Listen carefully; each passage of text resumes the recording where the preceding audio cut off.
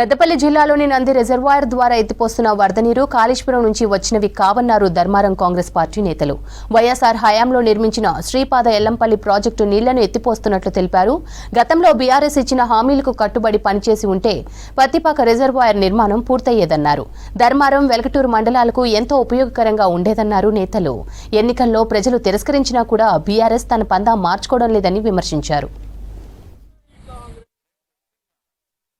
ఎల్లంపల్లి 17 టీఎంసీలకు ఏరుకున్నప్పుడు ఈ పంపులు స్టార్ట్ చేశారు. కానీ బీఆర్ఎస్ నాయకులు ఏం అసత్య ప్రచారం చేస్తారంటే కేటీఆర్ గారు వచ్చి వార్నింగ్ ఇవ్వడం ద్వారా రేవంత్ రెడ్డి గారు భయపడి పంపులు స్టార్ట్ చేసినారని చెప్తున్నారు.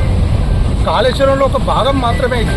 కాళేశ్వరం అంటే మేడిగడ్డ, అన్నారం, సుందిల్లా దగ్గర ఉన్న బ్యారేజీలు నిండుకున్నప్పుడు మనం పంపులు లిఫ్ట్ చేసినప్పుడు మీరు కాళేశ్వరం పూర్తయినట్టుగా లెక్క. కానీ ఇది కేవలం మనం పైన ఉన్న కడె ప్రాజెక్ట్ నిండుకుంది.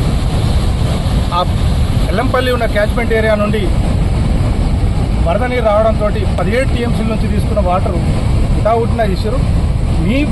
మీరు భయపడితే భయపడడానికి రేవంత్ రెడ్డి అది కాదు. ఇదే వాటర్ను గతంలో పోయిన రబీ కాలంలో కూడా ఇదే పంపుల ద్వారా రైతాంగానికి నీరు ఇవ్వడం జరిగింది. కానీ మీరు వార్నింగ్ ఇస్తే ఇక్కడ ఒకసారికి పత్తిపాక రిజర్వాయర్కి వార్నింగ్ ఇయ్యారు కేటీఆర్ గారు. ఇక్కడ మీరు అసెంబ్లీ వేదికగా పవర్ పాయింట్ ప్రజెంటేషన్ చేసి పత్తిపాకల రిజర్వాయర్ నిర్మాణం చేస్తాను రైతాంగాన్ని మోసం చేసినారు. మీకు అసెంబ్లీలో మొహం చెల్లాక ఒక టూరిస్ట్ లాగా వచ్చి మీరు మేడిగడ్డ దగ్గర మాట్లాడుతున్నారు. వరద పోయిన తర్వాత కానీ మేడిగడ్డ పరిస్థితి ఏందో తెలియదు. వరద